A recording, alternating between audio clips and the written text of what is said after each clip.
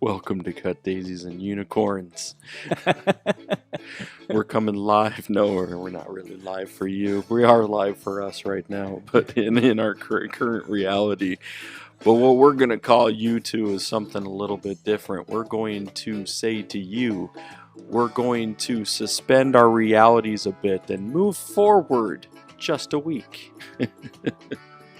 Oh my gosh, folks. So right now you're getting the fun music and we are giggling at ourselves.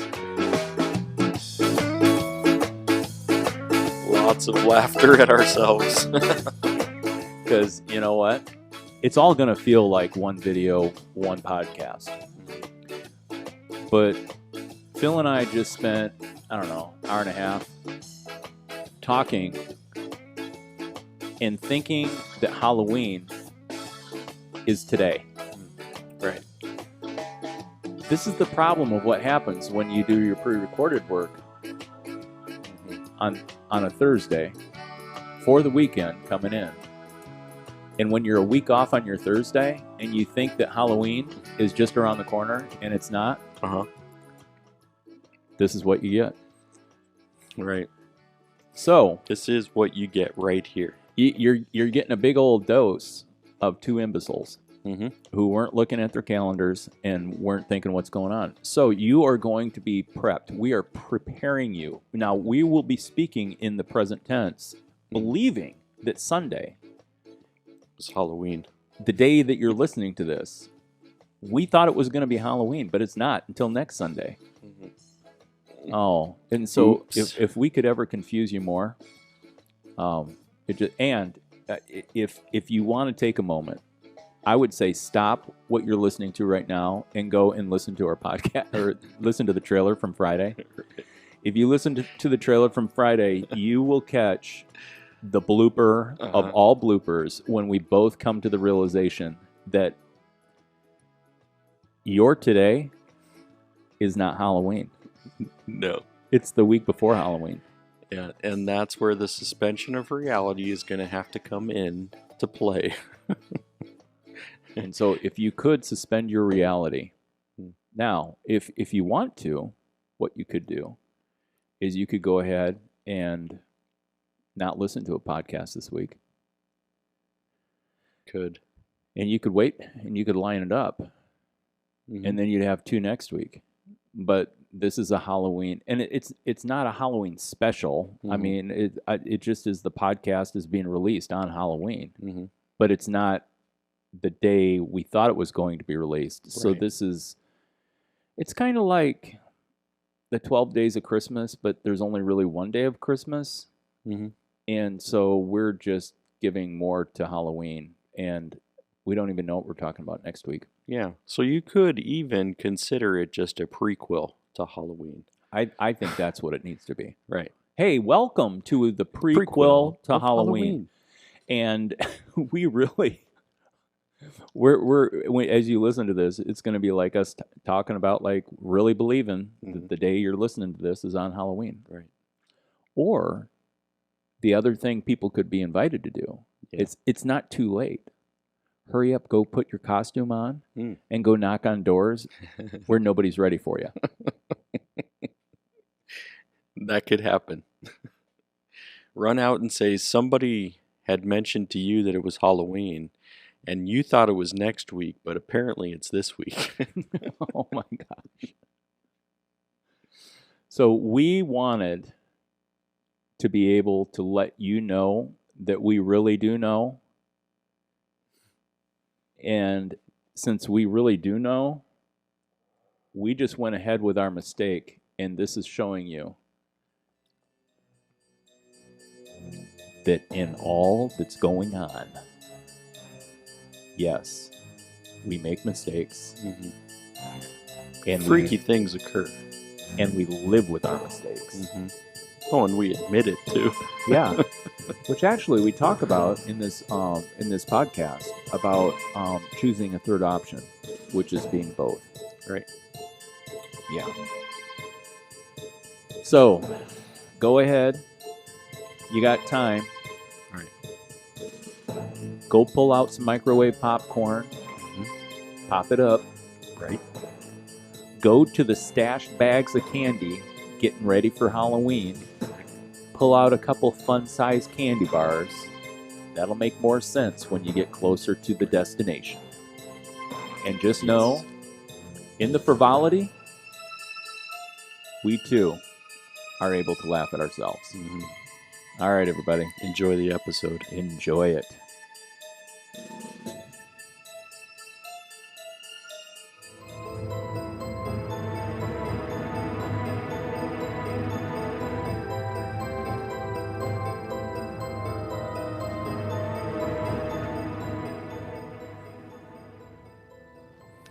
Welcome to a spooky Cut Daisies and Unicorns. We welcome you back in.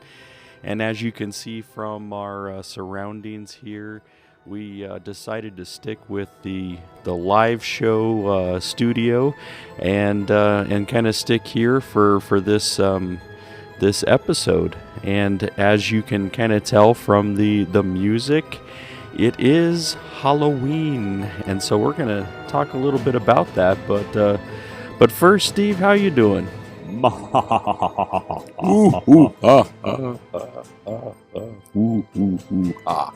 Now, don't be confused if you're afraid of ghosts. Right. Don't be confused, because we are not going to be doing ghost talk. No. We're not going to get into paranormal per se. Right. Per se. I mean, there might be, some reference around it, but we're not going to get into like scary ghost stories or anything. No. I do recall, as a young child, we had not moved down into the Thumb area. Mm-hmm. We were still living in Charlevoix at the time, and I remember going to apparently must have been a friend. Like, I don't know the name of this child. Yeah. It scares me for even the thought that I experienced this Halloween party. And I don't even recall. I'll have to pick that conversation up with my mom. Right.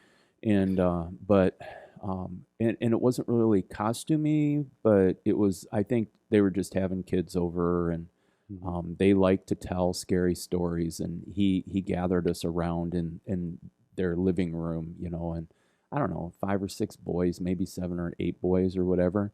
And then he told this spooky story, and it was all around. The item ended up being, he had like gold fillings or gold crowns and stuff like that for his teeth. And then when he was telling, the scary thing, and then he opened up his mouth and showed that it was his teeth that had been replaced by the evil dentist or whatever was going on and stuff like that. I just remember being freaked out about, like, Right. Oh man. I mean, and that was I think I caught maybe the last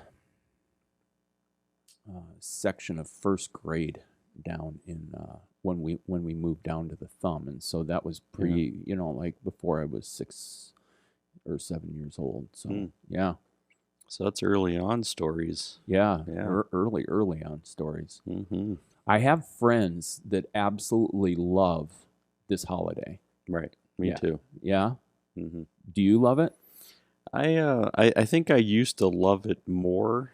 I mean, like when the kids were little. Well, even when I was younger.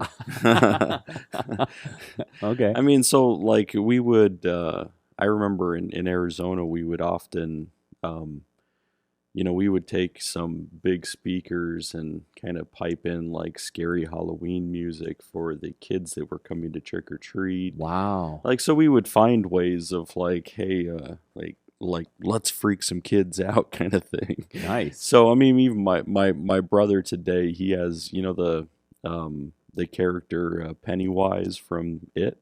Okay. So he has like a life-size Pennywise. Really? That oh yeah. Now I'm tracking with you now. Yeah, and yeah, it's the clown from It. Yeah. Yeah. So and it's I think it's battery operated, and so what happens is it's motion detected. And the Pennywise starts off like kind of my height, and then when it's motion activated, the thing like rises up, like in the movie, it kind of gets big. Yeah. It probably stands, I don't know, probably 10 feet tall once it stretches out. I mean, I'm like, Whoa. right. So people who are freaked out by clowns, don't go to my brother's house because he puts it out on Halloween. Well, and so we won't head down the path of the paranormal, Right. but when we could head down the path of phobias. Oh yeah. And so, like, isn't that interesting Mhm. that there are people who, like, yeah, clowns freak them out, Right. and the other thing is dolls. Right. My grandmother, Yeah. Rosella Kretschmer, Uh-huh. and it, and I'll just say this in regards to this is very interesting about Halloween and what Halloween its roots and origins. But my grandma Kretschmer, Rosella, she would go to yard sales and pick up people's castaway dolls. Hmm. And she was a master craftsman in regards to sewing, like quilting, Mhm. the doilies, like the needlework Oh, yeah. to be able to. I mean, it's kind of like crocheting with really small needles that they use to loop this fine string. Making a doily. When people are like, there's probably a generation they'll eventually hear this and they're like, I thought that was mass produced in China. Right. With the mechanical age of or the industrial age with these machines just zipping out this stuff, but no, there's actually, and another tangent, like off the track, Mhm. there is a resurgence in people interested in antiquities. Mhm. And so doily work, I'm sure, is going to be on the rise. Hmm. Yeah, but going back to the phobia, I wonder what, because because there was probably a time in our nation that people weren't as afraid of clowns, right? I mean, Or so if you look dolls. at Bozo the Clown, which was, in Honk, Chicago, honk. right? Bozo was from Chicago. Yeah. I So didn't realize that. WGN, Okay. yeah, Yeah. so Right on.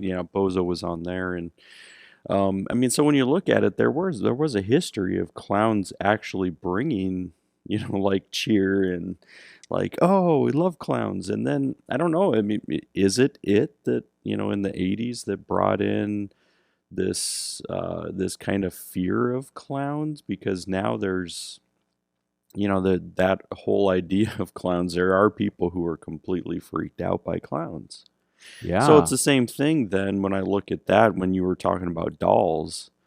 And, there's a Child's Play, which is another kind of scary movie. Never seen it. Yeah, so No. that Yeah. one's Chucky. Oh, And with Chucky, I think, is like demon possessed or something. He's an animated doll. Right. I mean, so that's it's evil. actually comes to life and it, leads all kinds of like, so Wow. and there's that. And then there's and I know we weren't going to talk about paranormal, but there is there's a place called the Island of the Dolls or something like that. I mean, I'm sure Heather can, help with this once it goes out. But there's episodes of different, shows that talk about what happens at this Isle of the Lost Dolls. I mean, so these dolls are everywhere on this island, like around this house. And it's saying it kind of collects the souls of like children Wow. and inhabits them, and lots of freaky stuff, occurs there. Yeah.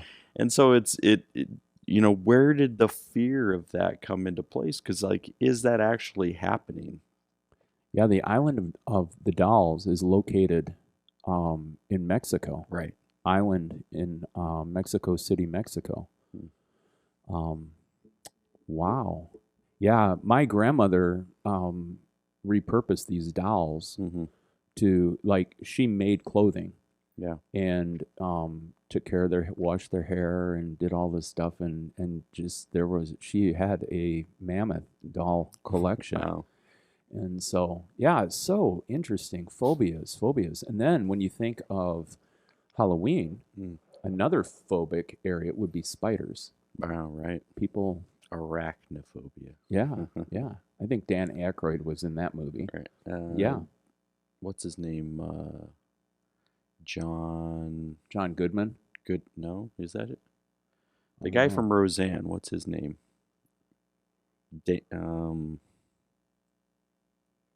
Yeah, I'm blanking on the name, but yeah, I think he was in that too. Horror comedy from 1990. It actually gets 93% on Rotten Tomatoes. I think that has to do with probably the time and genre. Oh yeah, you were right, John Goodman. Yeah. Yeah, Jeff Daniels, John Jeff Goodman. Daniels, yes. Yeah. Which is kind of a play in regards to, right, Ghostbusters. Now, you know what? There is maybe for the sake of Halloween, maybe I'll go through the Ghostbuster franchise. I mean, it's a good, yeah, because the new one's coming out, so. Oh, it's kind of a somewhat of a reimagining, but it also brings in the old school Ghostbusters. Yeah, because they redid it with an all-female cast, right? They did. It didn't go very far. Yeah. And then this one has Ant-Man from, what's his name? Yeah. Man, I'm blanking on names today. Well, you know what? It's been quite a week. And so yeah, Ghostbusters Afterlife is the one that's coming out here this year. Yeah. And Paul Rudd is who I was looking for. Paul Rudd. Paul Rudd. There you go. Yeah. The man who never ages. Right. Yeah. Or some people point back to his Parks and Rec character. Oh, really? Yeah, you remember his Parks and Rec character? I don't. He ran against Leslie Knope for city council. Oh, yeah. I love that that Bill Murray is doing that. When is it going to come out? Let's see. This says Showtimes near Cook County, Illinois. Release date November 19th, 2021.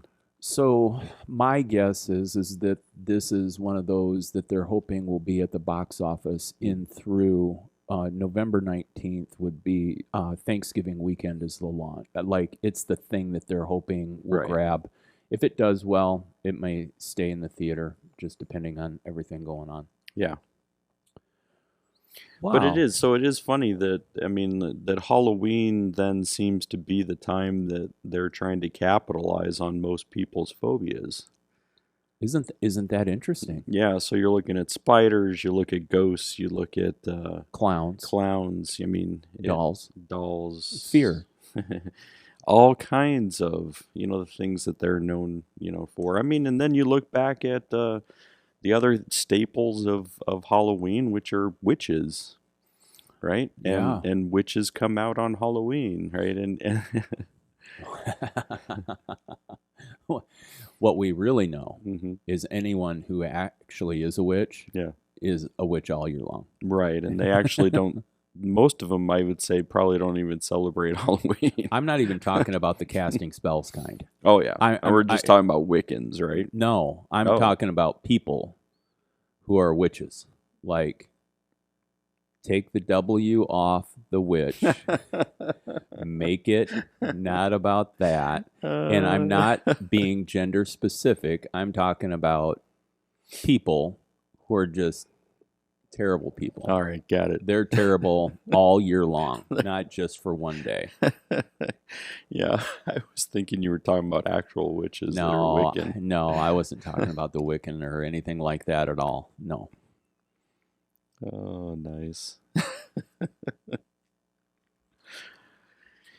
Yeah, so welcome everyone to Right. the Halloween. I could say it's a special episode because it's going to be topically within the realm of Halloween. Right.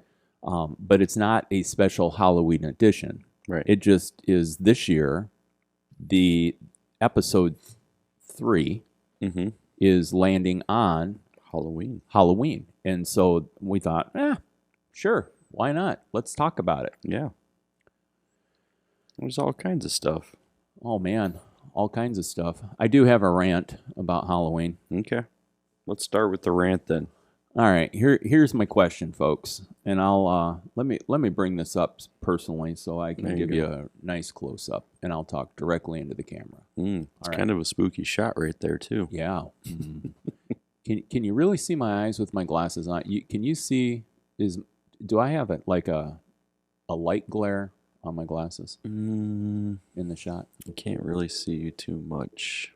There, I'll do it like this because apparently it must be the screen of my computer. Oh, computer, right. Yeah. All right, here's my rant.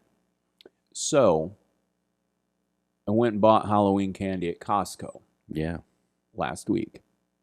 Great deal. Big, I mean, like lots of candy. You could do it 2 ways. You could get the sweet and the sour and the sugar-based. Yeah. Or you could get the chocolate-based stuff. So, that was fantastic. Here's my rant. Every one of them, on the little candies that are in there, it's stamped fun size. Now, I'm irritated. I am irritated because there's nothing fun about that damn little candy. You gotta if you want to eat candy, how fun do you feel as an individual when you've got to open up 8 different little candy packets to be able to get your sugar buzz? Right. Do you get what I'm saying here? Come on, folks. Go with me for a minute. Right. And why did they switch from just like bite size to fun size? I mean, because it really is a single bite. I mean, most of those little fun size are bite size. I mean, dude, really? Yeah. I mean, is this marketing plot? Like, are we such sheeple that we're gonna like dive in and be like, oh, yay, it's the time of the year where we're being exploited to buy the fun size because there's so much fun around this.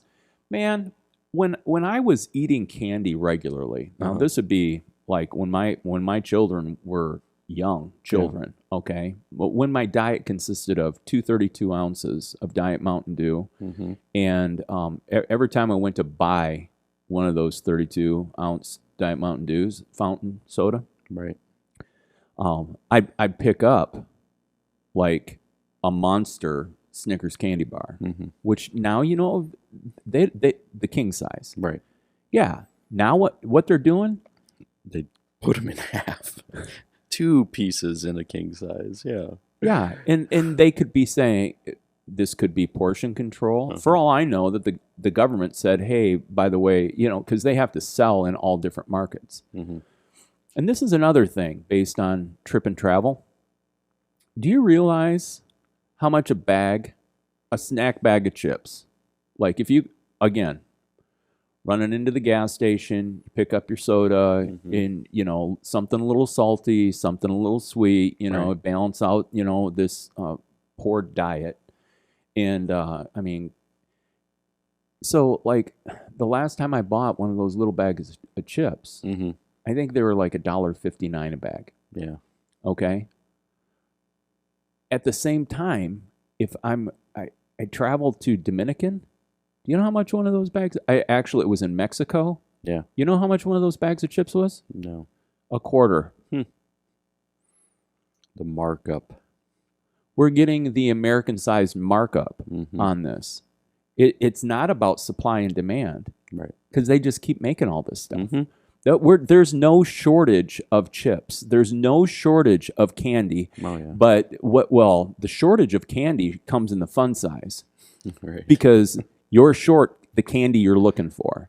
I got it. So now how do you feel when you're looking into the trash bin and you see this pile of wrappers?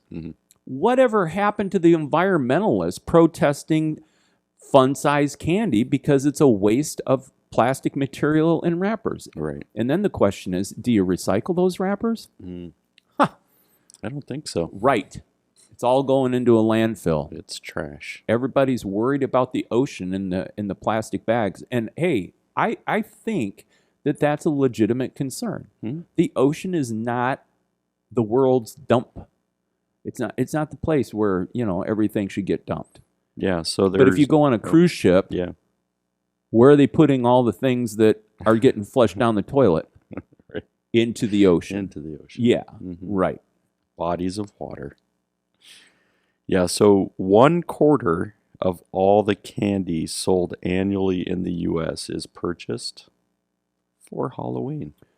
So you're looking at a huge chunk of the candy market is sold for October. Wow. I mean, that's a large percentage for one day. It's a 1 day. Right. It's a 1 day. Right. Candy can last for a while. Yeah, and then how often do you purchase candy because Halloween they start selling it pretty early on. Sometimes even before October now. So like, here, buy this bag of candy for Halloween. And you're like, but it's not even, I've got a month until Halloween. So what are you going to do with this bag of candy? You're going to eat it. So this isn't really right. just about trick-or-treating. Right. And handing them out. This is like they're trying to get me to buy more Halloween candy, which is Halloween is a huge time apparently for the selling of all candy. Well, I really I can't say that we never buy candy because that's not true. Right. And it's not my practice on the podcast to figure out what I can lie about. So, it's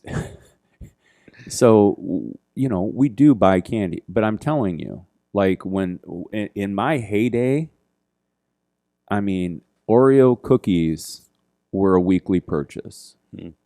Swiss cake rolls, weekly purchase.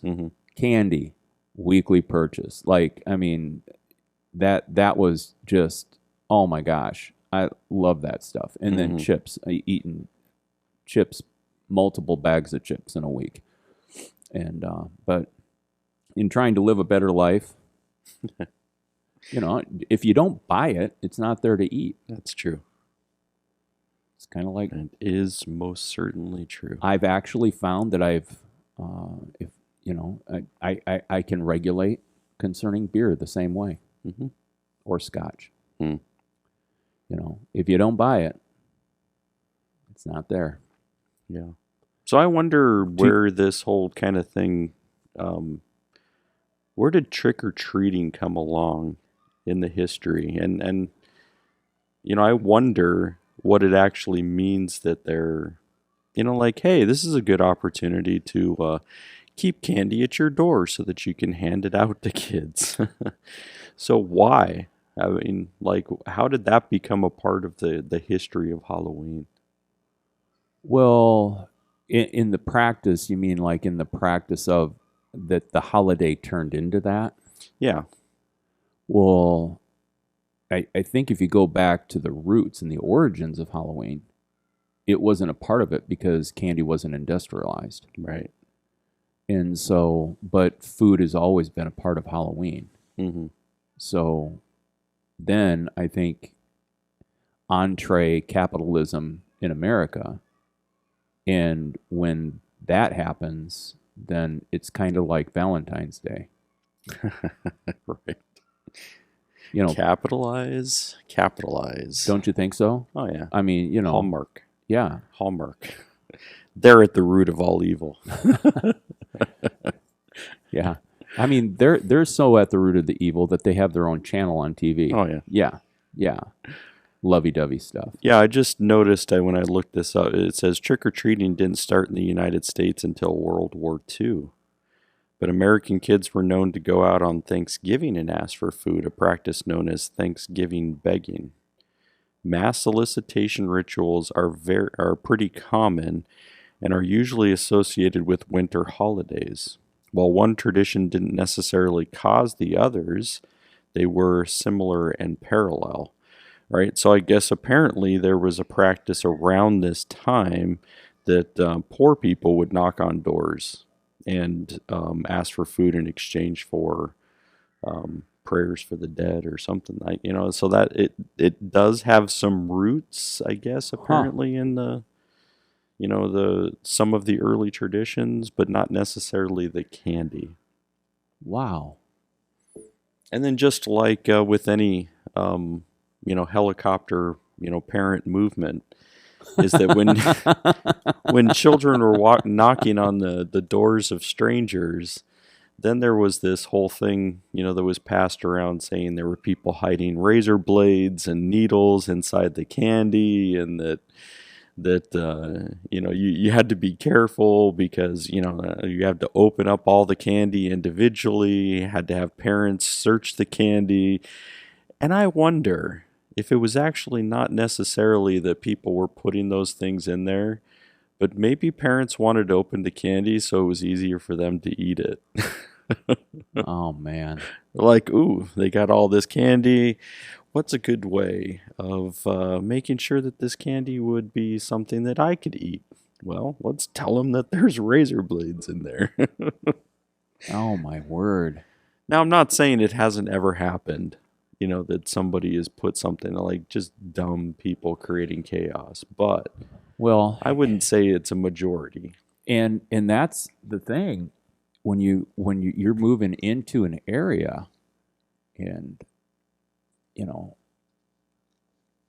fear for, or the idea of protecting the next generation, again, we're talking about fears, Right. like, and if something were bad to happen, then you're looking at negligence. Mm-hmm. And I mean, what parent wants to be negligent? Right. Not the ones that care. It's the negligent parents that don't care about being negligent. Yeah. Yeah. And I think then there was the blend also then that I mean, because early on, and I would say in our country, the Protestantism, so religion with Halloween, like, I mean, they're probably early on in the, Protestant, they were like, yeah, just don't do any of the things that were once promoted, and then you get into, I think in the 80s, there was this rise of like, there are Satanists out there who were sacrificing children on like there's those stories of like these Satan worshipers who were sacrificing children, and Yeah. like, but again, goes back to like sowing the seeds of fear for a day that wasn't meant for that. I think. Well, and I don't think we really even touched on. I mean, can you give people a brief, like, in the true origin of Halloween? Yeah. It's a celebration of. Well, there's a couple of things going through some of the history of it. Yeah. And so, like, history.com has a whole article on Halloween that they've updated, but they point back to a Celtic festival of Samhain. And I've heard Samhain related to Wiccans, and Wiccans still celebrate Samhain. But, they have a real strong tie-in with Samhain and Halloween. Now, I read a different story where they're like, yeah, some of the history of Samhain is not concrete. And so we actually can't draw so many, so it's hard to tell, which historian you want to kind of, jump in with or not. Yeah. But kind of, so Samhain was, I mean, Halloween then at that point in time, well, they didn't call it Halloween, I guess, but it has a lot of mixed things with November 1st being, so I think it was Pope Boniface in 609 AD dedicated this, the November 3rd or November 1st to All Saints Day or All Martyrs Day. And that was kind of established then into the Western Church. Pope Gregory later expanded the festival to include all saints as well as all martyrs. and moved the observance from, I guess it was May 13th to November 1st. So that was kind of that shift. And then it was then the fall that you start looking at a lot of the preparations for, harvest being over, and now there's kind of this shift from death to let's prepare for life, coming up later on. So what is it going to take for us to plan for that in this fall time, preparing for the resurrection of things, right? The new life that's supposed to come out then in spring. And so there's a lot of that happens in this fall period of time. So end of summer, harvest beginning, you get cold winter that's going to be coming up, and there's all of this stuff that kind of surrounds this time period. So end of October, we're not yet winter, we're still fall. So I think that there's a lot of things that get tied in there then. Yeah, and from Samhain as a festival, it was completely about that. It was the celebration that all the crops were in, and it was the time to begin to basically nest, getting ready for the winter months. Right. And so that was, that was their deal. Mm-hmm.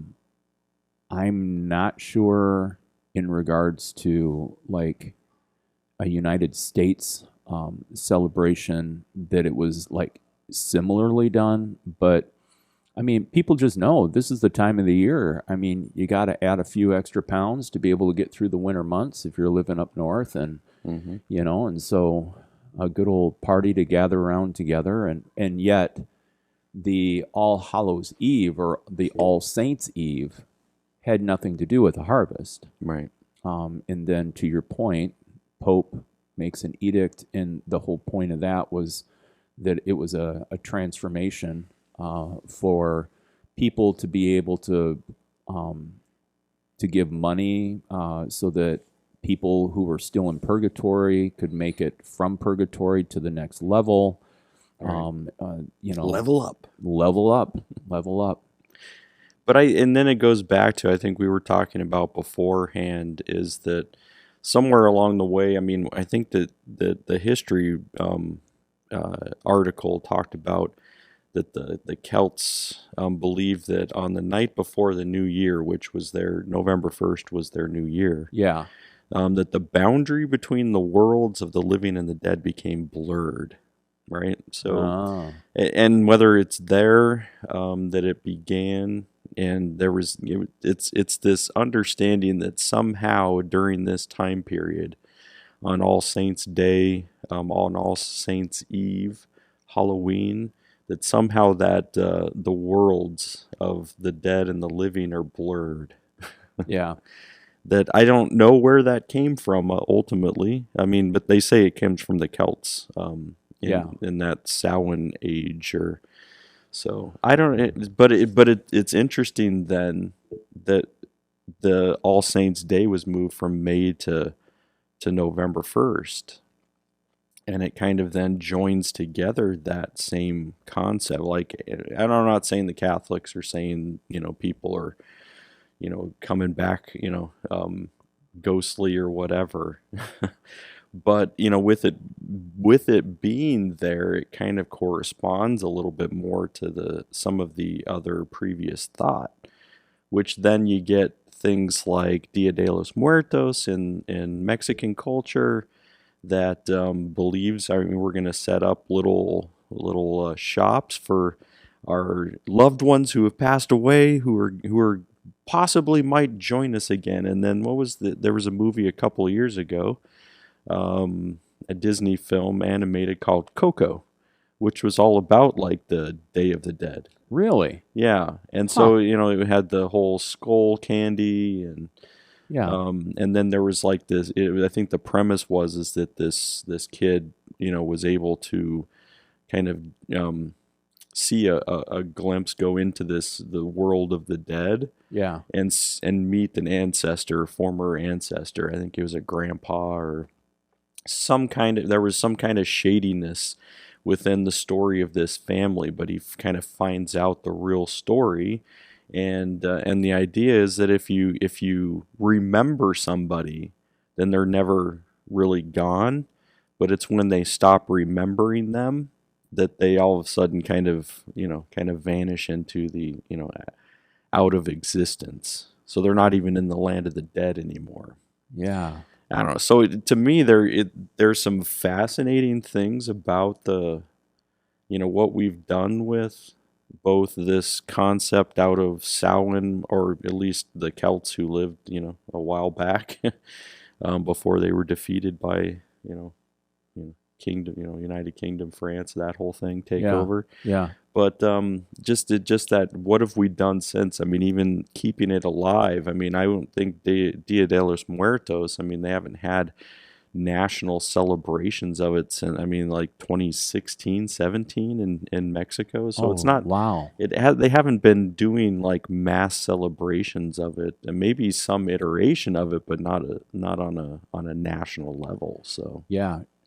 And you said candy skull, sugar skull. right. Yeah. And Sweet bread and candy skulls. yeah. And actually, those are so interesting as far as like just an art piece. And I don't know. I find it fascinating. And to your point, I think the time frame of the celebration, but we knew, I mean, that took place because, 500 years ago?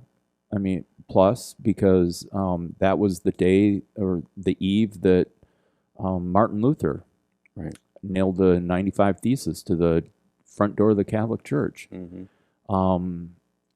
Because the next day was All Saints Day. All Saints Day. And then I think there's variations where, All Saints, or, for the people who believe that their family members were making their way towards heaven, then the idea of celebrating the martyrs, the idea of celebrating also people who were sainted, or, what is it when they, like, there's an elevation of a person to... Yeah, I mean, sainthood in Catholic Church would be different than... yes. Yeah. Mm-hmm. Yeah. And so that's where the English language can get, kind of confusing, because you use the term saint, and,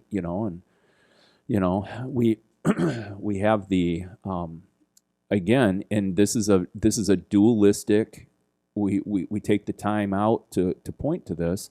You're either a sinner or a saint, right? Mm. There's that dualism, coming into how do humans think, and left to ourselves, there's where it shows up. So you're in heaven or you're in hell is, I mean, a dualistic part, and yet, then there's people who are like, no, there's an in between, or or using the term afterlife. Well, people get all worked up. No, I want to hear about heaven or hell. Well. None of us. I've been there, right? And I always like that Billy Joel line where I'd rather laugh with the sinners than lie with the saints. And but that's and that's the reason why I would say, out of that concept of both a dualistic, like you're either this or this, and to me, what we do is we say, no, we're both. We're both, at the same time. Yeah. And that is then goes back to a mystery that we're not trying to solve. Yeah. Like, how can we be both, right? Well, and so there's a whole reasoning behind, the blending or understanding that we can be both, right? 100%, sinner, 100% saint. Well, it really gets into the mystery of Jesus as the Christ, the embodiment, and the huge whole argument: how could he be human and not sin? How could he be human? And and for people who struggle with faith or religious systems, they're just like, I mean, hey, you call yourself a Christian, but I mean, what documentation, other than a book that y'all put together, really proves that he was even alive or that there was even a human named Jesus? Right. I'm like, I have met many brothers in the Dominican named Jesus. So they're real. I do. Yeah. Yeah, so that's a little bit of the history. And you know what, folks, I really, if this is intriguing to you and you're like, man, I'd like to learn more, Google is an amazing search engine. And I mean, that's all we did is we just typed it in and did a little reading, and there's a lot more on a trail of information that you could go through and go to and learn about this Sunday evening as you sit and in your ears have the candy of this podcast pouring into your mind. Right. I wonder if we're a fun size today or not. Maybe it's just we'll be bite size. People will be like, I'll listen to a little. Oh man. Yeah, we've also, along with Halloween that night, our block is doing a block party. So well, and I've found that Chicagoans really embrace Halloween. Yeah. I've got some Chicago questions for you. Okay. We'll see if I know them. All right. We may have to Google this for everybody watching. Because last year, one of the major discoveries of myself to the Chicagoland area is dibs chairs. Right. We've talked about them on the podcast. Yeah, and so if you wonder about a dibs chair and what a dibs chair is, I mean, and there was one podcast we talked about.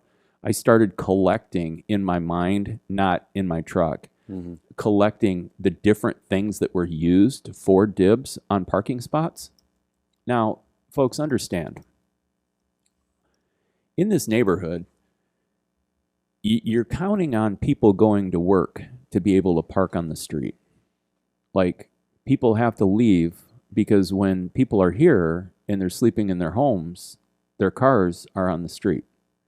And they're parking, and so there's cars parked bumper to bumper on both sides of the street. That's just part of the culture here. I mean, that is what's going on. There are more cars than there are garages with space. And so when I drive in, I'm looking for space. During the winter, that becomes problematic because people put out dibs chairs. And a dibs chair is, hey, it just snowed 6 inches. And I just shoveled my car out. I want my car spot back because I did the work to shovel out. Now think about it. If you've got cars on both sides of the streets and it snows 6 inches, where does the snow go when the snowplow goes through? It just goes up against the cars. It's not off the street. Yeah. And so it's problematic. So anyway, I mean, from pallets, full-size pallets, vacuum cleaners. I saw somebody use a stand-up fan as a quote-unquote dibs chairs. And I got dibs. That's what this is all about. It's like calling shotgun if you're going on a road trip. So anyway, my questions about Chicago. Yeah. What are these yellow lockdown boots on cars? That's when you have a parking ticket that goes unpaid and that you maybe even have 1, 2, 3, 4, 5, 6 that are piled up. And when they see your car again, they're like, we're going to boot it. So that means you can't move. These boots only can be removed by the city. Wow. Yeah. So if you're like get up late, yeah, and somebody showed up with one of these yellow boots and locked down your car, and you're rolling out of bed to go to work, and you get out there and you got a boot on your car, Yeah. You're calling Uber. Yeah. Yeah, I mean, and Because there have been some people who have been trying to find ways out of the boot for quite some time. They're like, "Oh, like let's just drive and see what happens." Don't do that. don't do that. Don't do that. Ruining of the, and Right. it's usually on whatever front tire is facing the street. Right. Yeah. Yeah. So I mean, that's usually when the boot comes into play, is that there's unpaid things and fines and yeah. So then the city makes more money when they boot you because then you have to pay them to come back out and unboot you. So But you've you got to pay your probably, fines. You've got to get unbooted, pay that fine. Yeah. oh, yeah. So it's a compiling. I mean, it's the same thing. Most of these taxations are, against the poor, really. I mean, Yeah. so.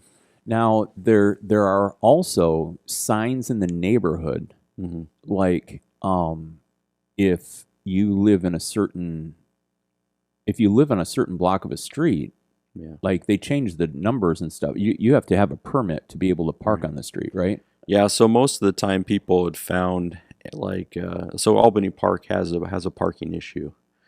And so in particular then people were, early on, it was like you can park anywhere. But then they're like, "But I want to park on my street. I'd rather have my car on my street." And they didn't have garages or whatever. If they were renting, even particularly, then parking would be an extra, 100 to 200 to whatever. Per month. Yeah, per month. And so they're like, well, I'm just going to park. And then they're finding, well, I can't park on my street because it's, there's a ton of people already parked here. So what they did was then they have to go to the alder person's office and say, hey, like our street is becoming more and more difficult. We would like to put a restriction on there. So like you have to live on this block in order to park here. So then what you'll see along Drake, here right along this, where our studio is that you'll see a permit number because somebody eventually said, hey, like I really want to park on my street. Mm. And so then when you go and get your city tag, then it will say, do you have a number? And then they'll actually make you pay for it on top of what you're paying for your city sticker. So you got your city sticker that's already a fee. And then they say if you want any of those restriction numbers, then you also have to pay for that as well. Wow. But you can't just say, I mean, so we couldn't just say, hey, we in Wrigleyville, those restrictions over there, like I can't just say, hey, I live in Albany Park, but I really want to park in Wrigleyville. Yeah, right. So that when the Cubs games come around, I can, find a spot. No, they're going to look at your address. Yeah. And they're going to say, we found this number and this is associated. Do you want, this? Yeah. We don't do it, like Heather and I, because we have a spot in the back. Yeah. Yeah. So we don't need to park on the street. Man, I tell you what, if you go down the alley, specifically, I drive down your alley, Mm-hmm. how people pull into the back parts of their houses, Right.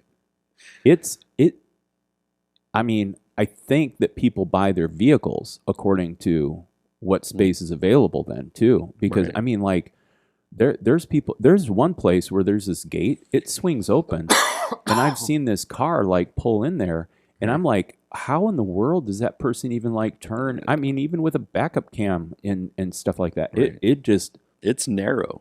very narrow. Yeah. I'm like, I don't know that I could navigate that. And I don't even feel like navigating challenged in a vehicle, and I'm like, oh my word. But Right. I saw these yellow boots showing up and stuff. Now the numbers here in Albany Park, specifically your block, Mm-hmm. I think on that sign it says between a certain time. It's like after 3 p.m. or something like that. Mm-hmm. And there's a grace period with that. Right. I mean, And that's mainly because they want to have some place to park at night. right. So when people when come they home get from- off of yeah. work, they really want a place to park. Now, what we find is still along Drake, there's still people who have a problem parking. Like it fills up still. Oh, So you're like, how does that happen? I mean, because I know well, that there's a ton of houses that all have garage units as well. yeah. So they either have more cars or they're not parking their car in the garage. So And I think it's a combo we're not because paying for the garage. do you call it a two flat? Yeah. Like when there's a house and it's Multiple family dwelling. yeah, Hmm. it's a multiple family dwelling. So it could be divided up into four, it could be divided up into two, it could be or I mean, it could be Right. by floor or Hmm. it actually depending on the landlord, I mean, it could have other entries and Right. do different things. Yeah, a lot of them would be they call multiple family, So a lot of them would be two, but there's a lot that use that third basement, and as long as they can put an entry in there, people will find a way to rent it out. Yeah. Yeah. Hmm. And so I think what happens in some of these multiple family units, Hmm. they might have a garage probably in the time frame that the buildings were built, single car garage. Right. But then if you've got multiple family and it's two people are working, so you Hmm. got two vehicles, and then there's really four working adults or six working adults Right. in the space, then there's where That's where the street fills up. yeah, I heard an article on NPR yesterday too that saying that like deaths in driving are like really went up in 2020. Hmm. And so they're propagating and hoping for that people would use mass transit and Right. and all this whether it's a train, bus, a lot of people bicycle. And so anyway, I culturally I like it's cool because we're around in the corner. And last year, it was like the first Halloween, Hmm. and when the 12-foot skeleton showed up and all of the spider webbing, and that's when you brought up the block parties happening on Drake.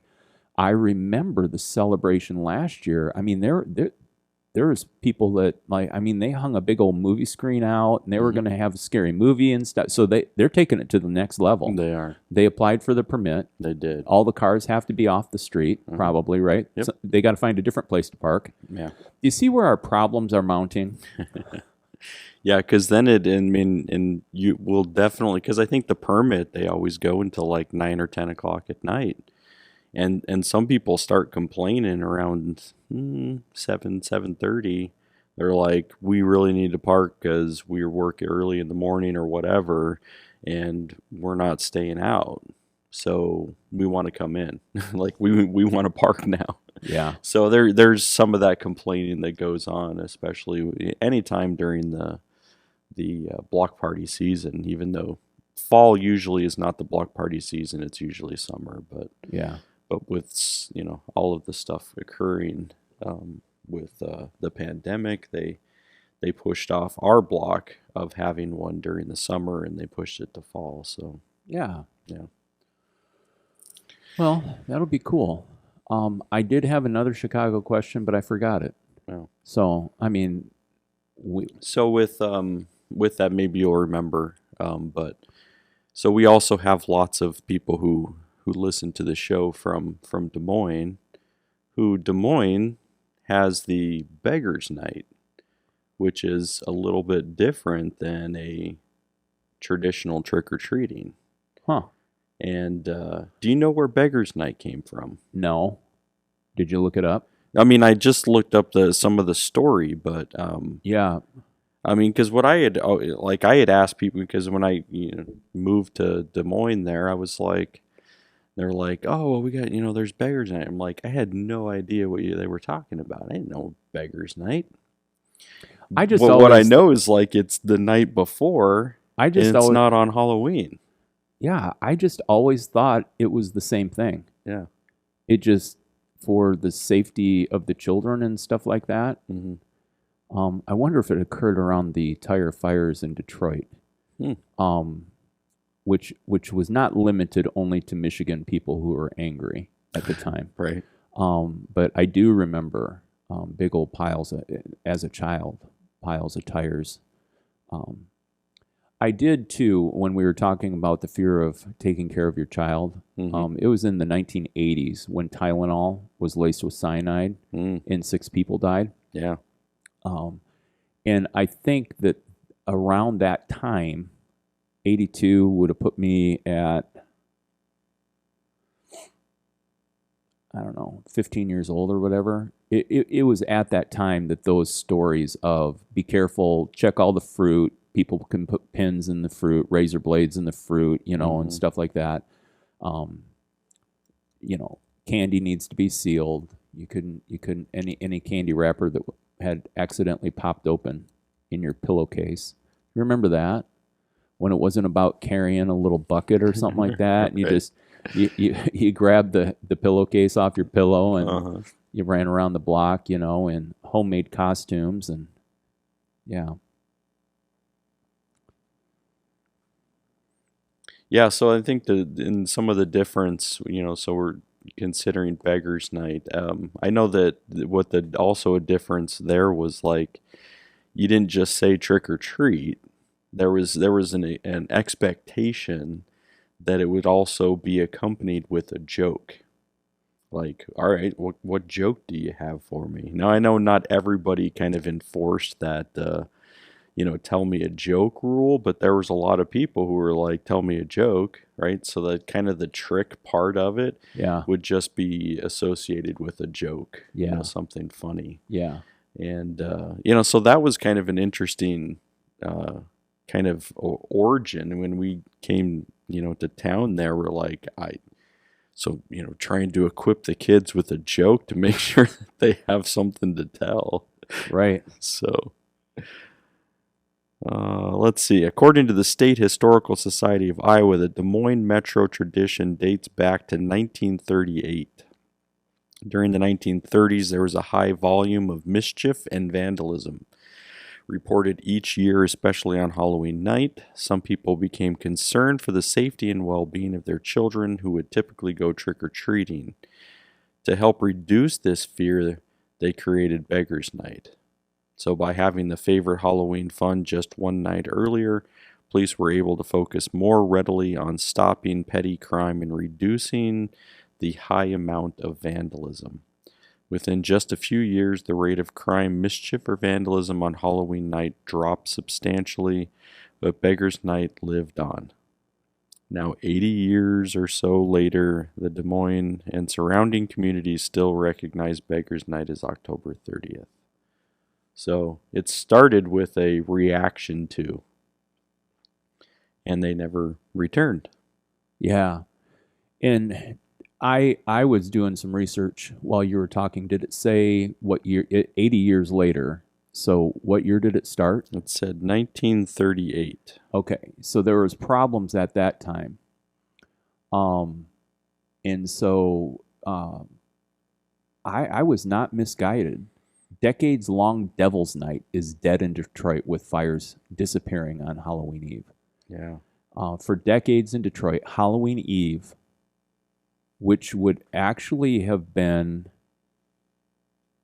Beggar's Night in Des Moines, right, was synonymous with fire. Photographers from around the globe flocked to the city to witness what became known as Devil's Night, a notorious tradition of setting fire to houses, buildings, cars, and dumpsters. Between 1979, see, this is the heyday. Right. This is right what I speak of. I mean, I graduated in '85, so it must have been that in my youth, all of a sudden this thing popped up, and that it was the fires in Detroit.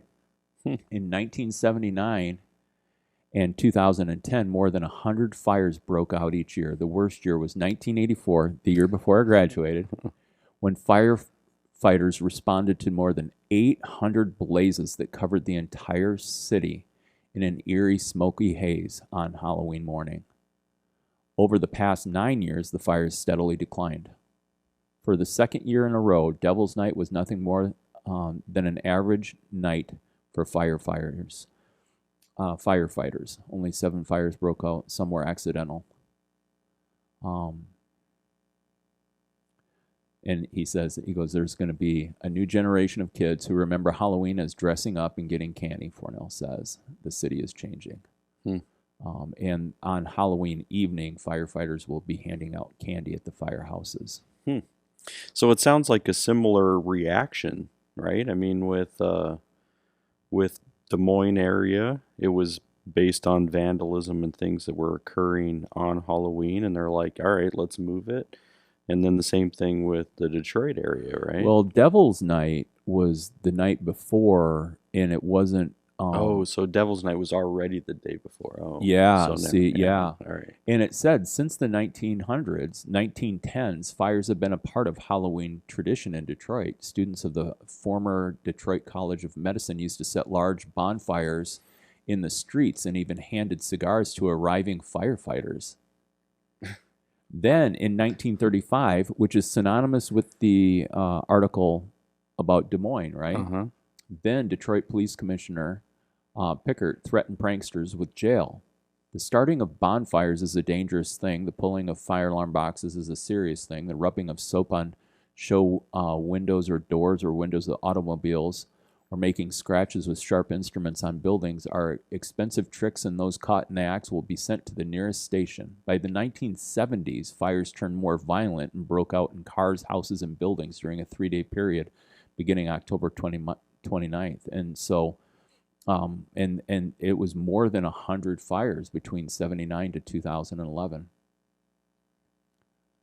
So then in 94, Mayor Dennis Archer created Angels Night as the opposite of Devil's Night, with thousands of balancing it out with dualism. Yes, with thousands of volunteer patrols, strict curfews, and bans on portable gas containers. And so then the downward trend continued and never stopped. So then it was in 94. But I mean, there's the demise of a committee. I mean, everybody had to talk about it and think about it for at least a good decade before a corrective action and approach could be. I'm sure that they were trying to figure out what to do and that. And we want to thank all the medical students. Thanks for starting such craziness. Right. Thanks a lot, in the students. 1910. Spend more time becoming doctors. All right. Yeah. So I guess there's sometimes you have to find an avenue of releasing, but vandalism and fire is probably not the outlet you would want. And I think that's why growing up in a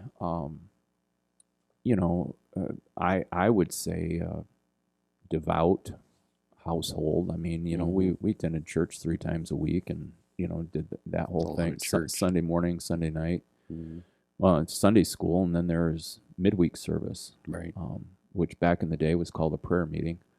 And so like in the culture where I grew up, Devil's Night. I mean, I remember, and we just recently talked about the difference between being in rural or growing up in the country versus growing up in town.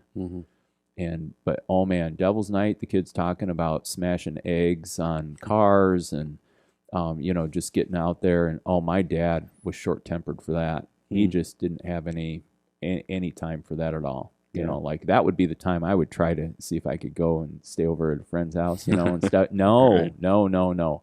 No. My dad was already like thinking down the road on where this is going. I never caught him off guard there.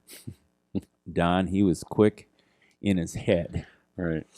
Yeah. But it's interesting, the kind of the evangelical Christian today expresses this kind of concern that Halloween is tied to satanic devil worship because of its pagan roots even, right? But yet at the same time the Celtics, the Celts didn't actually worship anything resembling the Christian devil and had actually no concept of it. No, and so really it's like, again, out of our phobia And that out of our dualism comes, all right, we've got angels and demons, we've got God and the devil. Oh, dude, this is.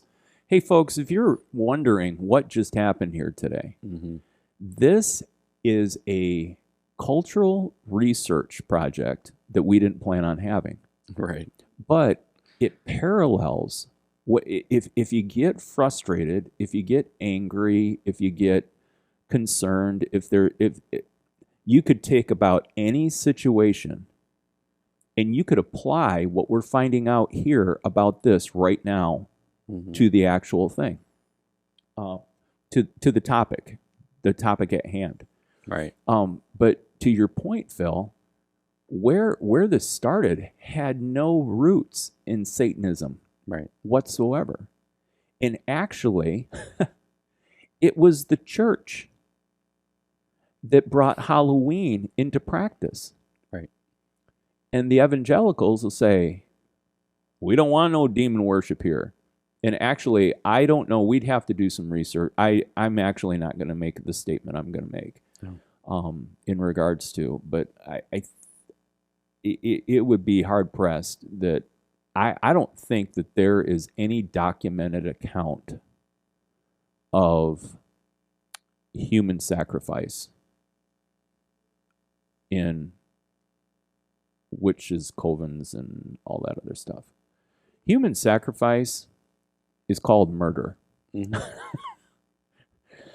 People who are killers are killing people. Right. I mean, and it's not tied into religiosity. So, yeah, and I think that's really, I mean, fun size. Right. So then it goes back to like, well, we have to push against something, so let's call this dark because it's dealing with some things that were not of our origin.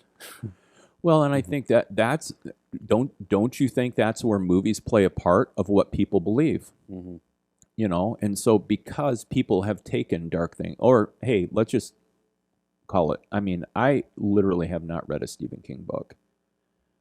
It's because I know what the content is. Right. I'm not opposed to Stephen King writing a book, and I personally don't think that I should be the one telling him what the topics are. Right. Do you see what I did there? Uh-huh. It's not about me telling Stephen King that he can't write horror books. Yeah. And so, hey, Stephen King, and you know, I mean, let him write whatever. But the reality is that then you start seeing trailers. This comes back to the evil of TV. Hey, folks, I am really being sarcastic right now, okay? But you know, like, so then when you had 4 channels and people paid sponsors to do ads, well, then Hollywood wanted to sell tickets to the movies, so they put trailers together. And then, so it's not like even there's a bunch of evangelicals going up to watch the Texas Chainsaw Massacre movie, but they saw the trailer, and this, you know, if it got rolled out around Halloween, then it makes Halloween be a bad thing. I don't know. The evangelicals I know, they dress their kids up as Bible characters. Right. You know, I mean, like there were lines that were blurred. Well, yeah. I mean, I still remember, you know, that there are a group of people within this realm of evangelicals that, you know, if we speak of, hey, we're as a church even doing something on Halloween, like, oh, you're feeding into, you know, the Satan, and like obviously, like it's this jump that we go from, yep, we're all this, you know, like followers of Jesus, to like now there's this segment that because you recognize a day that people are out there having fun, and we're going to recognize that as a day of Satan, and that if you participate in it, then you're of Satan. Like, it just all of a sudden you just get lumped into. Like, how does that occur? Well, and the point of All Saints, Hallows Eve, you know, like that, was actually meant for people to be able to gather together and talk about the reality of death, dying. It'd probably be a great conversation of how to deal with mourning. Mm-hmm. I mean, like, if I was equipped with the information we just spit out today, Right. 40 years ago, well, I wasn't a dad yet, but 30 years ago, I think I would approach Halloween in a totally different way. Mm-hmm. Like, how cool would it be to gather around a table for a meal and to tell stories of the remembrances of those who've gone on before you? Mm-hmm. I mean, this was one of the practices that was done back in the day. Yeah. I mean, it was a food-based celebration. Mm-hmm. Candles were lit in remembrances. What would it be like to, for Halloween, set out candles of people in your family that have passed, and and be able to just write down on a little piece of paper their name, and as you pass by, think of them and hold the memory close. Mm-hmm. Because they're still with you. They've informed you. They're a part of you. I mean, like, there's some really cool things that could happen that are meaningful things, and it's not just about fun-sized candy bars making people irritated. I mean, what could be more irritating than somebody who's like got a craving for sugar, not being able to get to it fast enough? Come on, go with me there. Yeah, and I think it that is a big part of it when there's something that that there is death that's a part of it. I think a lot of what happens in our culture today is that we're afraid of death. We're afraid of the of the dying. And so with that, then we're saying let's steer clear of this whole thing because there's some death involved, and yeah, I don't know if I really want to be involved in something that has death related. I mean, so we're afraid of death. And instead of being able to practice some of these things, we're like, we just have to hurry up and kind of just anything that deals with that, like let's just be over it. Like I'm done. Like I don't want that to stick around. Yeah. Yeah. So I don't know. I mean, so I think that you're right when like those practices, there's nothing wrong with that.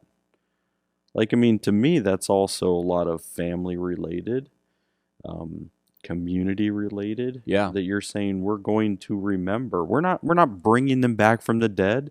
We're not saying, "Oh, you can come and sit in this empty chair," and say, "No, we're saying what's wrong with remembering and bringing those things forward and then celebrating it as a family or as a community." But then I do believe that along with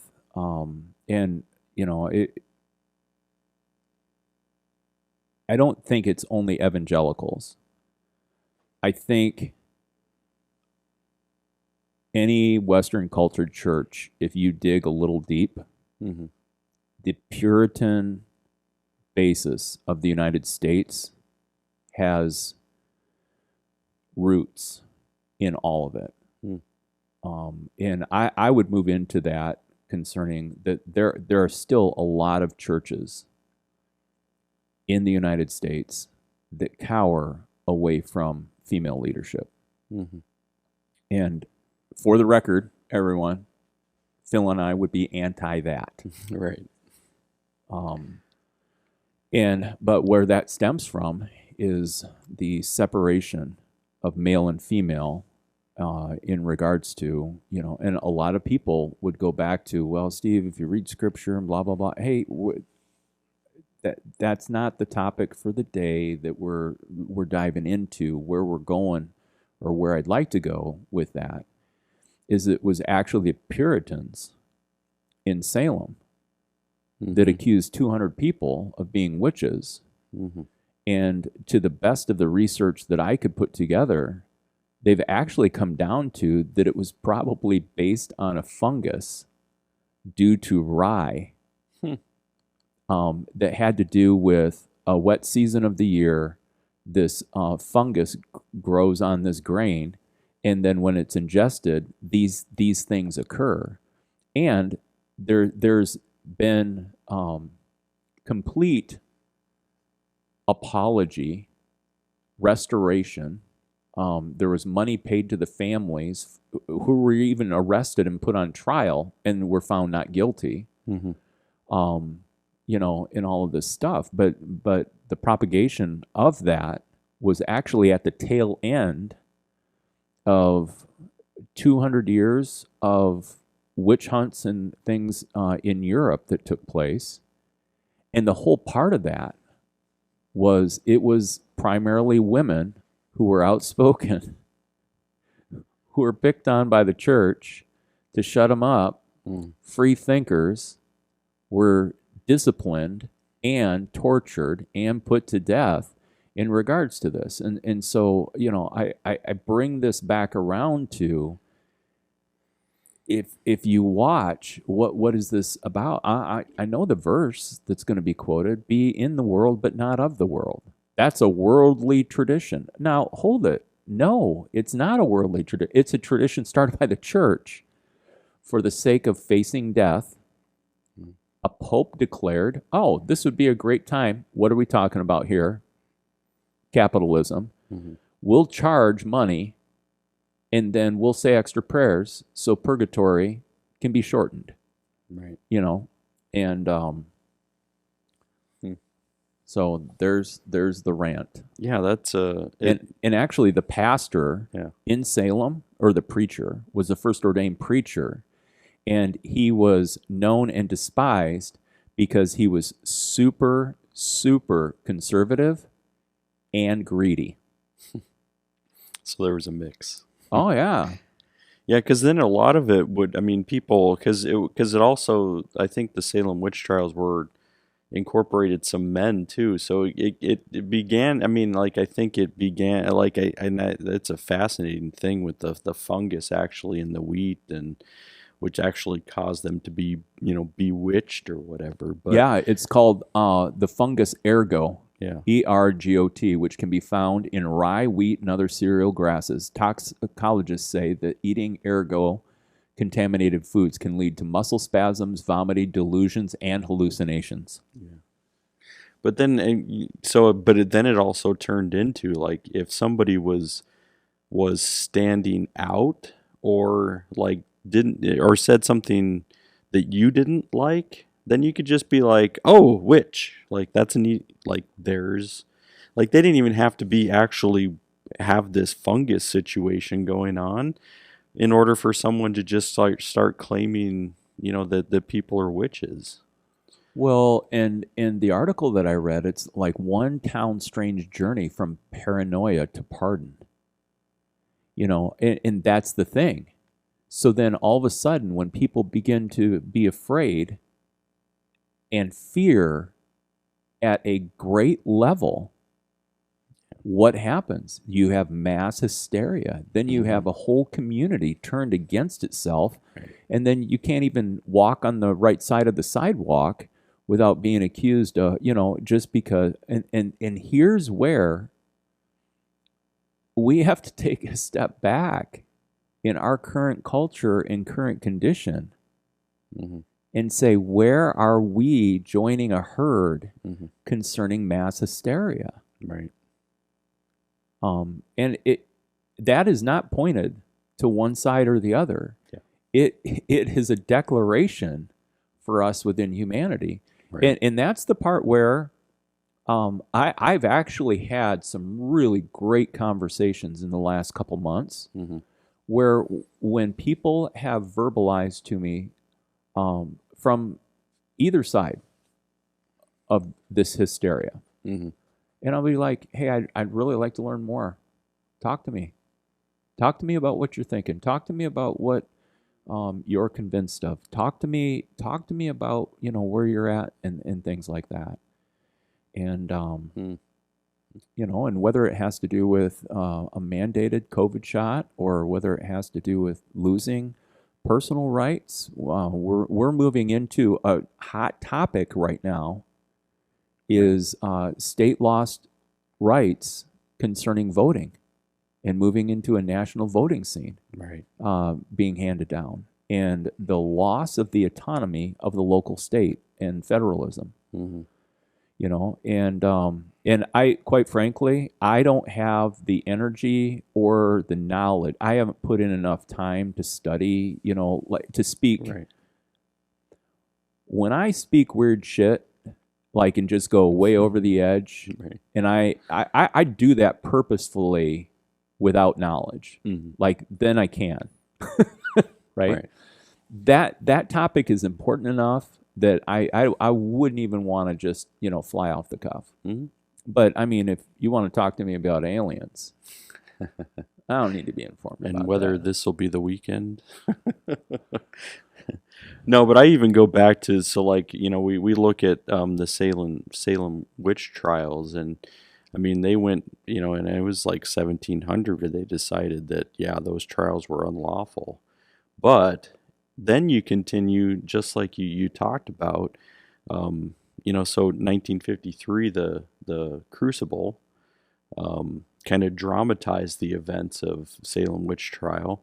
But then you also start to see things that have happened over the course of history, like the witch hunts, which they called them witch hunts of, you know, Senator Joseph McCarthy, right? Yeah. And that was political.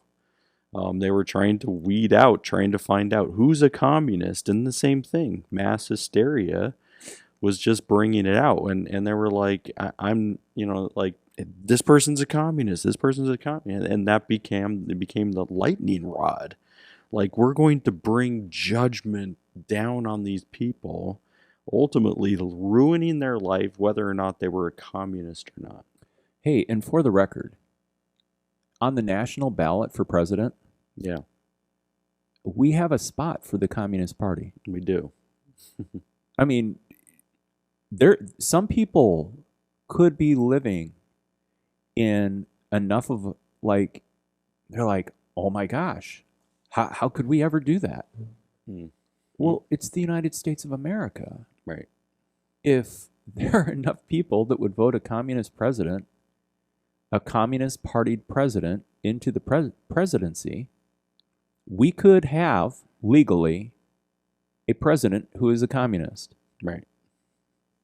Now, I don't think the communists are really a part of the Illuminati, so I don't think they're ever going to be. Get in. They won't ever be able to be a president of the United States. Right. But They didn't come up the right way. Right. You know, through the Bohemian Society or Skull and Bones. Yeah. Or, yeah. They don't have the right connections. They don't. Yeah. That's why there's no traction there. Right. So isn't it funny that here on this Hallows Eve that we can take a lesson on humanity Mm-hmm. just from the topic of Halloween. Right. I think it's beautiful. Yeah, and there's, so many connections to this that we've seen. Right. Yeah. And if I could take us back to the beginning of the conversation and we start talking about these things rooted in fear. Mm-hmm. Is there anything you're really afraid of? Yeah, there's probably more of the, like, as I'm not afraid of spiders. I'm not afraid of ghosts because Right. right. But mine would be more going towards like fear of failure or Sure.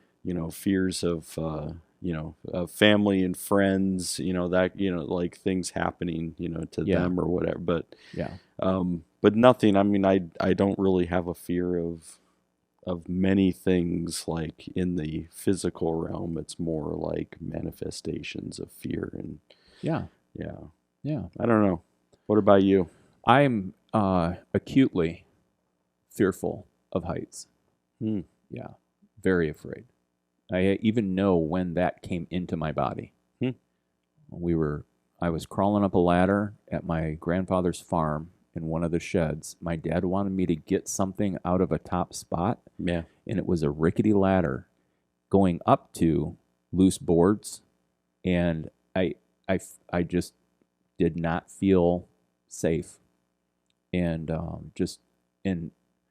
then I got bifocals. I used to be able to, I used to paint 2-story houses. So, like you say, how could you have a fear of heights? But there came a time when, like, even crawling up scaffolding, like in my head, everything should make sense. I get to a certain place, and physically, I just get anxious and just horrible, horrible, horrible. And then I would join you, in that. I heard a great quote about success and I will have to find out who the author was, but true success is understanding that life is changing and being able to navigate it. And I thought, nice, and I recognize that a lot of, success pressures are self-imposed.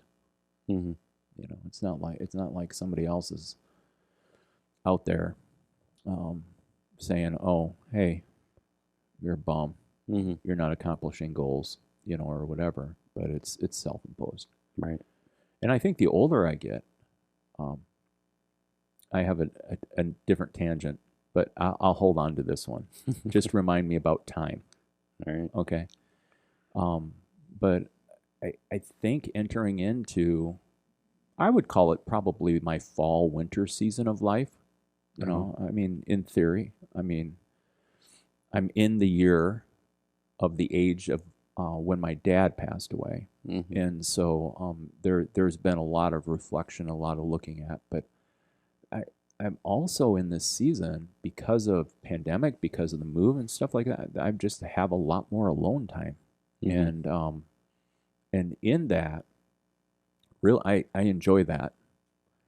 And so, like, a lot of reflection, a lot of thinking through. But what it leaves me to is it leaves me to the inside of me, and that's what is not always healthy, is being on the inside of me all the time. And so that's where community really is important, because then you're able to interact. Then you're able to be and take interest in people. And I think probably you've talked openly about codependency. I think ultimately that there's also a recovery taking place within me in regards to having been a caretaker for so many years. And we're talking about decades. Right. And in that, there's just, it's trying to find that, just balance of health, within me. So anyway, but fear, paralyzing fear. I can look at a ladder and it can make me nervous. But I have a ladder in the studio to be able to paint high spots, places and whatever like that. And I'll scoot up that thing and whatever. It's usually over 8 to 10 feet. I was going to say there's probably that threshold of what's actually height. Yeah. Well, like where if you fall, something really bad could happen. I've like fallen off, tripped on the rung on that ladder and fallen, and it hurts, but nothing's broken. Right. Yeah. Yeah. So, anyway. Yeah. That is it's interesting what you're bringing in, and you mentioned so like recovery or mental health. And you even mentioned before, so what's the difference between mental health and mental illness? And is everybody who's dealing with their mental health, are they mentally ill? There's the... I think that, again, a lot of what we do on this podcast is we parse through our language. And I don't know that I've given a lot of thought about that. But in the gentle rumination of that, I come back to there's a major difference between mental health and mental illness. And I think that going forward in a normalization of caring for those who are mentally ill, that we should have the conversation around mental health. And because not everyone has a clinical mental illness, But that doesn't mean that humanity doesn't need to open up their arms and demystify and decriminalize and decompartmentalize mental illness as this horrible thing. And mental health should be something that is. I just was having a conversation with Amy's director of nursing, vice president, whatever, at dinner the other night. And she brought up, she goes, yeah, when they went through to be able to fund the war machine, what they did is they defunded mental health in the United States. If you're a child, there are great avenues to be able to take care of mental health. And if you are geriatric, part of Medicaid, Medicare, there's great avenues. But she goes, man, if you're from 20 years old until you're 65, you're SOL. And for those who don't know that acrostic, it's shamefully out of luck. And so, mental health, and just, even in our pre-recording conversation, I was just sharing with you, I had a sad day yesterday. And, I think the difference, having emotion doesn't make you mentally ill. But man, if it's a run of, hey, I'm sad every day for the next however long, I probably should go see a doctor and talk to them about why I feel sad all the time. And so anyway, but yeah, and really that sadness just was over reflection, just about personal things. I was watching a TV show, and I have a high empathy quotient, and so like when I come along people who are sad or going through difficulty and stuff, I have tendencies to just feel that pain with them, even though they don't even have to talk to me about it. It's just I just have a high empathy awareness or whatever. And so yeah, I was watching this one character and he was empathizing, and so that's kind of sucked me into the empathy and the power of empathy in regards to, and I think that that's another reason why this life of solitude feels comfortable, is because then I don't have to wade through what I'm feeling in others. Right. And stuff. And so it's a self-preservation kind of thing. And then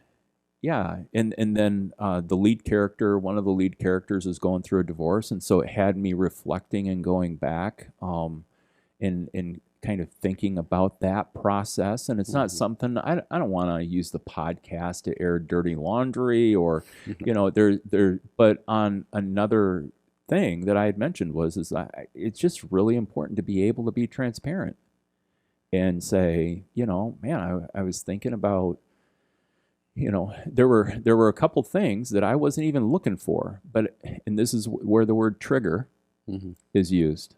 But because of this show that I was watching, it triggered emotional cores in me. And so then I just was able to take time yesterday.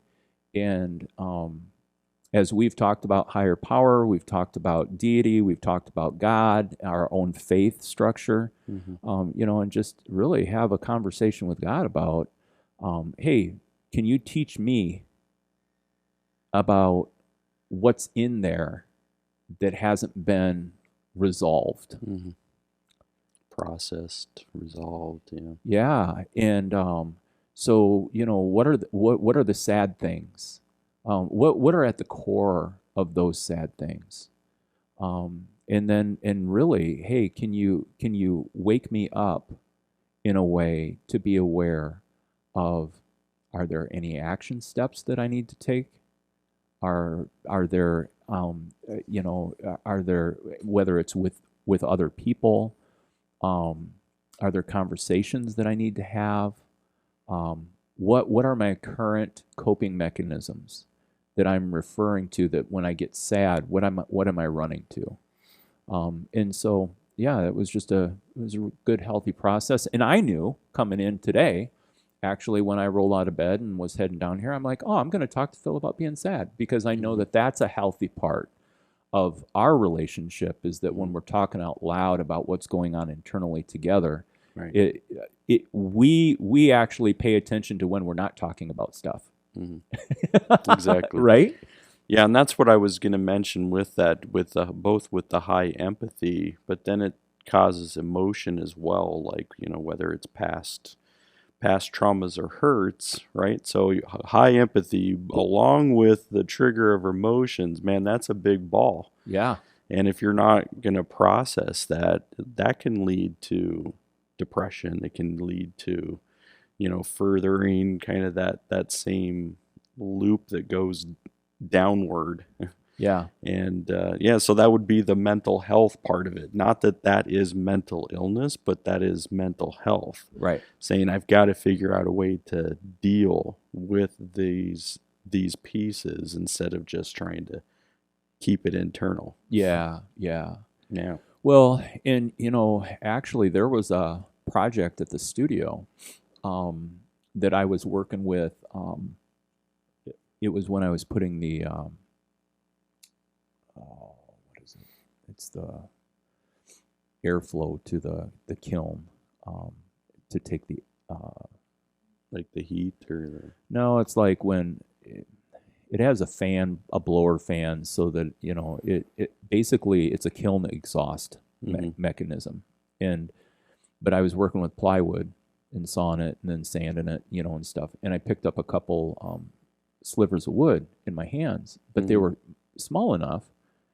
I didn't really pay attention to it. Yeah, I didn't even know until it actually festered. I'm like, oh, I've got a sliver. Right.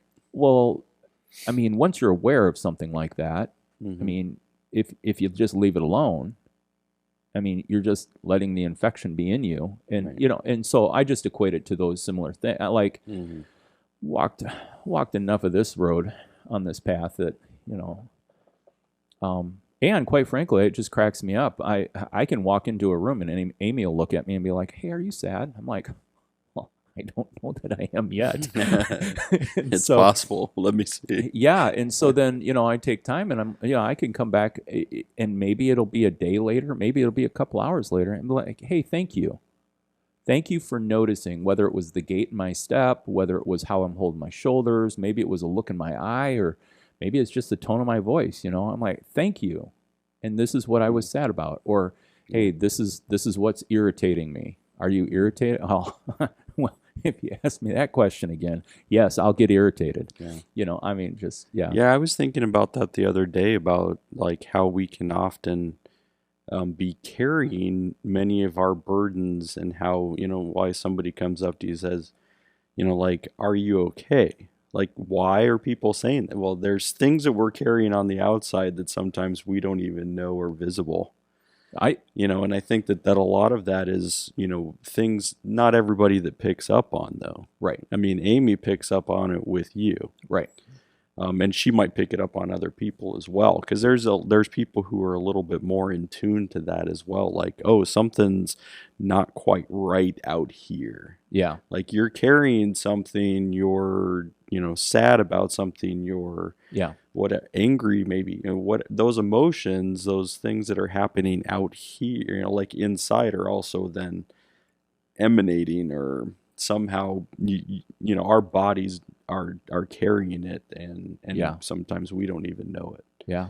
So there, so what are the how are we dealing with the things on the inside are also going to affect our bodies on the outside. It's so true. Yeah. And I picture with the sliver, right?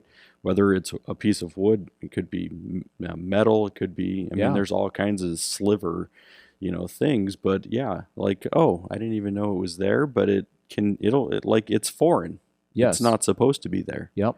So it's going to tell your body it's not supposed to be there. Your body's going to be reacting towards it. Yeah. And that's the same thing with many of our emotions. Like, what are we doing with it? Because it's gonna eventually, your body's gonna be like, no, like no, this right here, not good, not good. Yep. And and your body will tell you. And we can. I mean, I've spent plenty of time trying to ignore my body for a lot of things, like emotion, even. Yeah. Yeah. Like I'm feeling sad. Who cares? I've gotta not be sad. Yeah. Yep.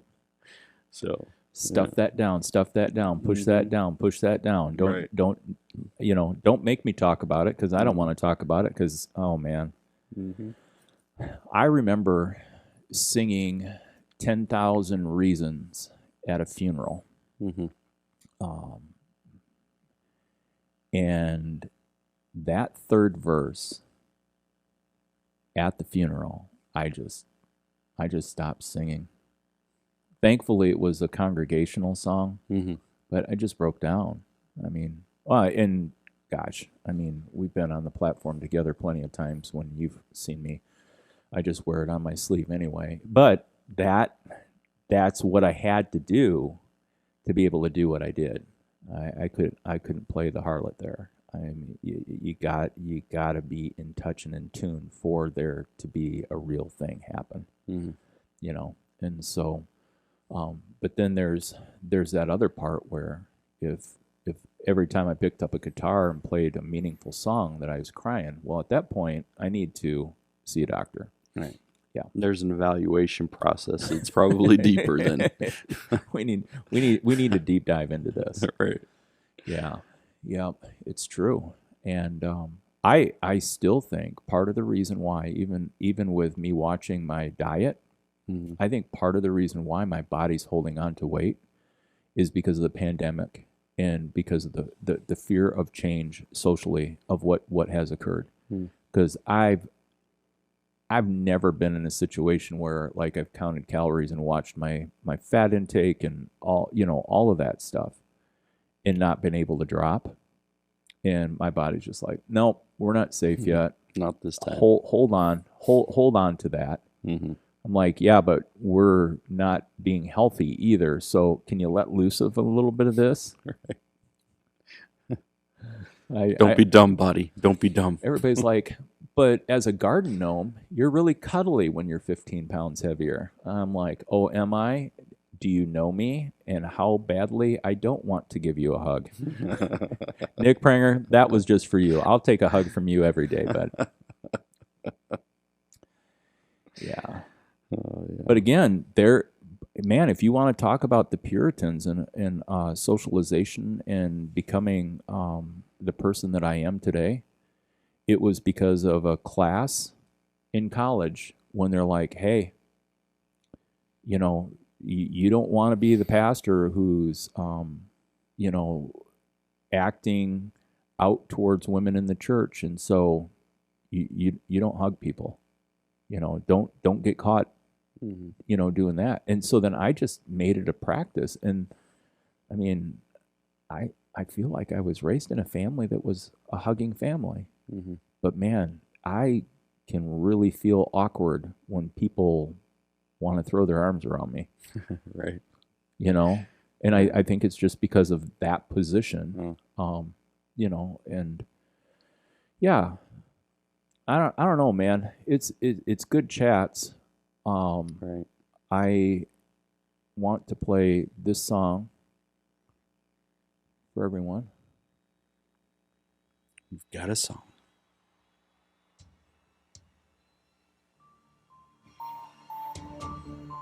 Ooh. So my theory on time. Yeah. Because everybody knows I'm all about the time travel. Sure. And the multi levels of life that go on. The older you get, isn't it amazing how it feels like time flies? Yeah. But when you're a child waiting for Christmas, it took so long. It's true. I think it has to do with the relativeness, or it's related to how long you've been alive.